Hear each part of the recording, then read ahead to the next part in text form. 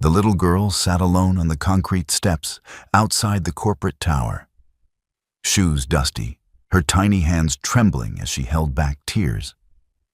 The security guard had ignored her. The passers-by had rushed past.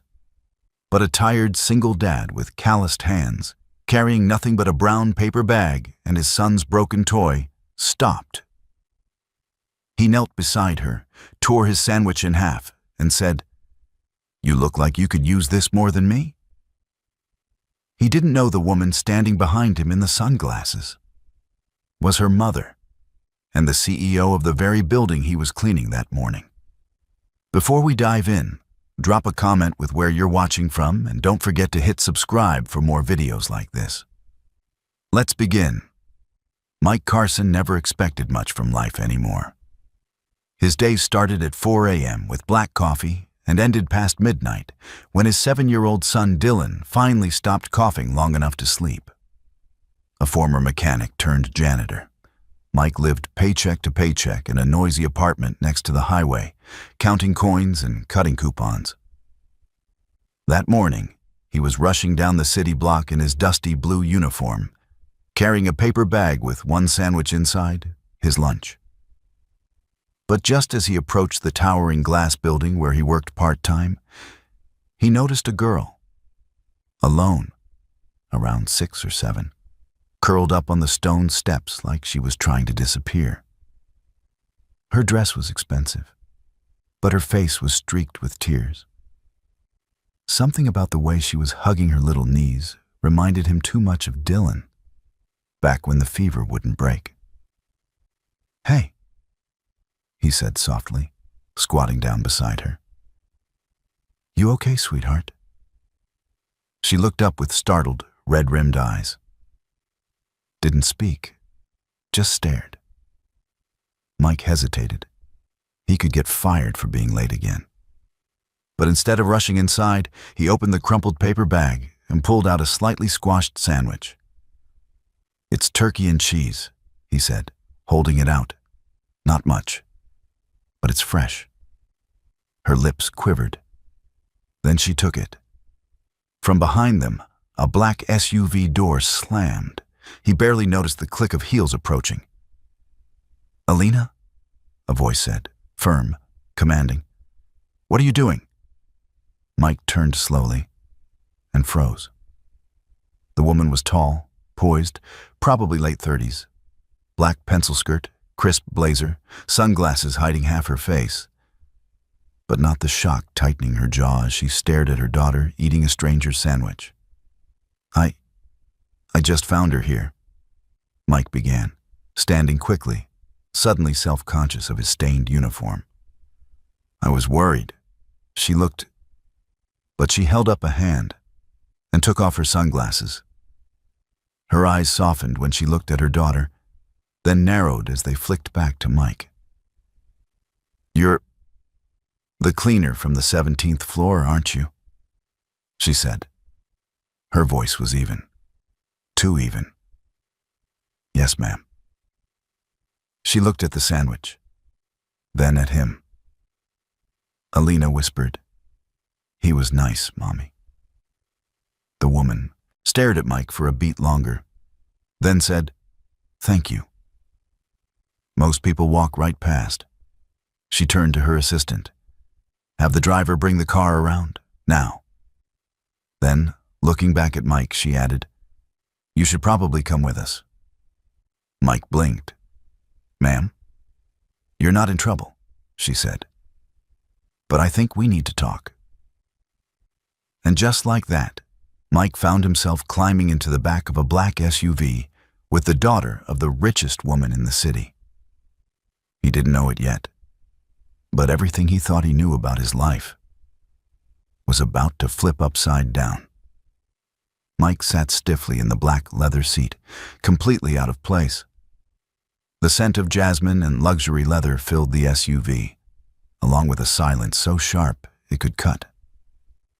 Alina sat beside him, still nibbling the last corner of the sandwich.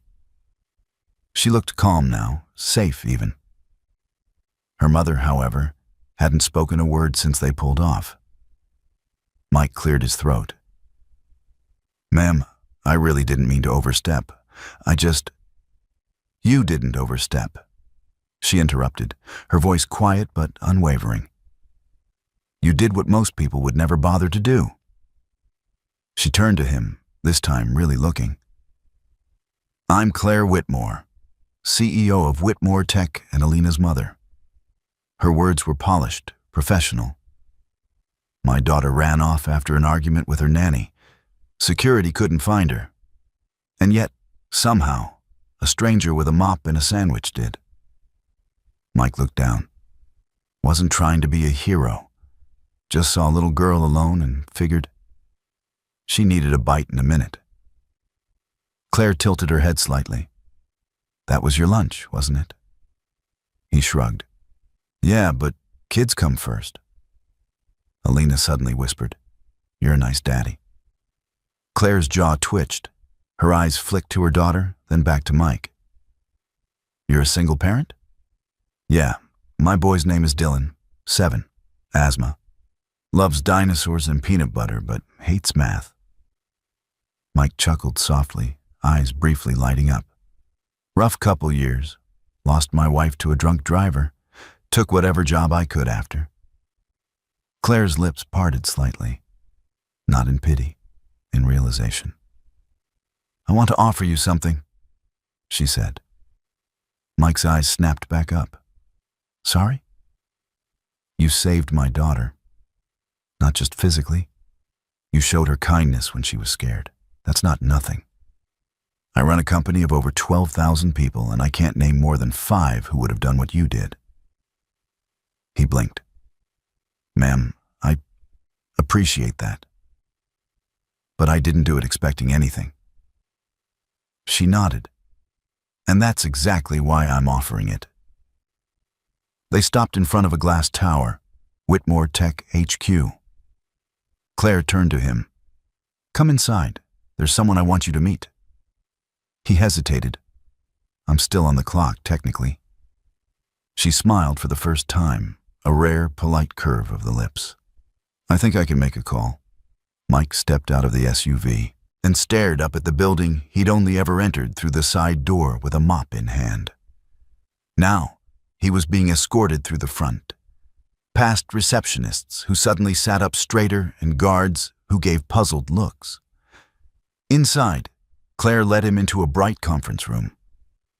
Alina skipped beside them, holding onto his pinky like he was already family. Claire nodded to a waiting man. This is James, my head of operations. James raised an eyebrow at Mike. You're the janitor from facilities? Mike gave a slow nod. That's me. Claire turned to James. He's also going to be assigned a provisional consulting position for internal culture development. Mike choked. I'm sorry, what? James blinked. You're hiring him? As a consultant? I'm not hiring him, Claire said flatly. I'm investing in a human being who reminded my daughter that kindness still exists. He'll shadow various departments, learn, observe, provide insight from the ground up. Starting salary, $65,000, health coverage included, for both him and his son. Silence. James looked stunned. Mike was speechless. Alina beamed. Claire finally added, and don't worry, he'll still have time to pick his son up from school. Mike's eyes filled, not tears of sadness, but stunned disbelief.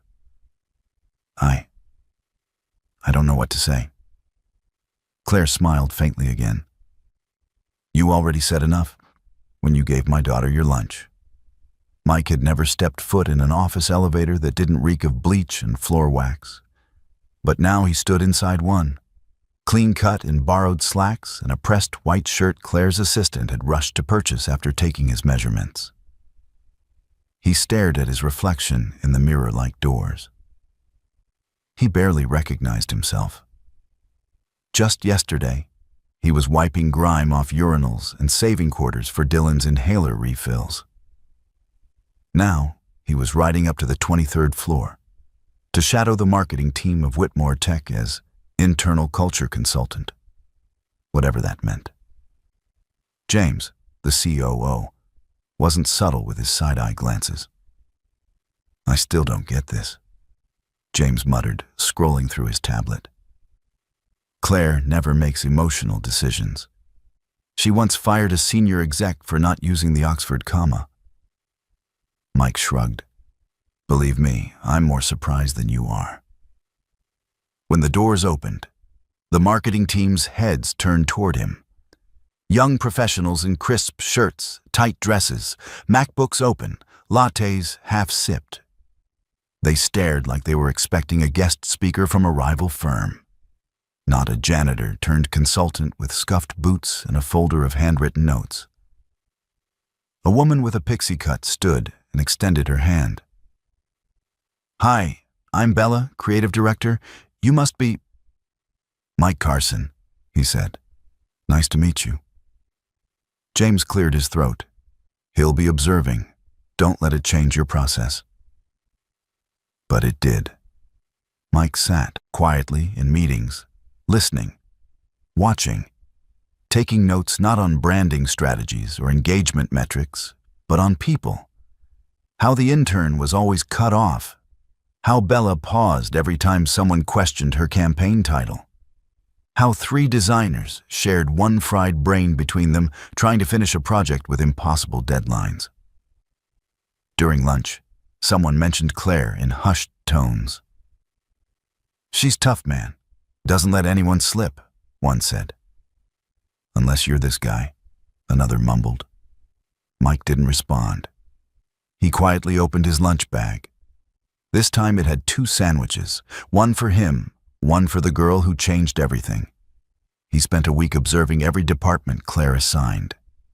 Human resources, accounting, legal, facilities. And every day, he saw it more clearly. Whitmore Tech looked shiny on the outside, but was slowly corroding inside. Morale was low. Good people were overlooked. And Claire? She was respected, but feared. Then Friday came. Claire called him to her office, not the assistant, not James. Claire herself. He stepped inside. She stood at the window, arms crossed. "Well?" she asked, not turning. He cleared his throat. "Your company's smart, fast, but scared. People walk on eggshells, not because they hate the work, but because they're afraid one wrong move means they're out. They're not loyal. They're surviving." Claire slowly turned to face him. Her face was unreadable. Mike continued. "You've built something powerful, Miss Whitmore. But people don't love power. They love purpose. And you've got people begging to matter." For a long moment, Claire said nothing. Then she walked to her desk, picked up a manila folder, and handed it to him. Inside was a permanent contract. Same position, increased salary, full benefits for Dylan, training opportunities, and a handwritten note. "Kindness isn't weakness. Thank you for reminding me." Mike looked up. Claire said softly, "You gave my daughter half a sandwich. I'm trying to give your son a better future." Just then, a knock. Alina peeked in, holding a crayon drawing, Mike, her, and Dylan on a park bench. Claire smiled faintly. "She's drawn you 3 times this week." Mike blinked back something hot behind his eyes. Maybe life was finally turning a page. But what none of them knew was that someone downstairs had seen it all, and he didn't like what was happening one bit. Not at all. The whispers started slow, harmless, like cracks in the wall. Why him? Just because he gave a kid a sandwich. Does Claire know what she's doing? It was James who fanned those whispers into flames. He had spent 15 years building his empire under Claire's leadership, crafting numbers, securing boardroom loyalty, making himself essential. But now, some janitor was walking into meetings with the CEO, sitting across from senior VPS, sharing insights that actually got implemented. Claire trusted Mike, and that made James feel dangerous. He called a closed-door meeting late that Friday evening. Only a few attended.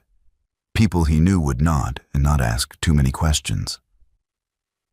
"I have reason to believe Mr. Carson isn't who he claims to be," James said, tapping the conference table. "There are gaps in his work history, no degree, no formal leadership training. Yet he's whispering in Claire's ear like a co-founder." Someone asked, "Are you saying sabotage?" James leaned in. "I'm saying we don't really know who he is, and until we do, we need to dig." Downstairs, Mike was in the maintenance lounge, replacing Dylan's inhaler canister and laughing softly at a voicemail his son had left. "Dad, I made a dinosaur out of Legos with 25 pieces. 25. I miss you. Did the CEO lady say hi today?" His chest ached with love.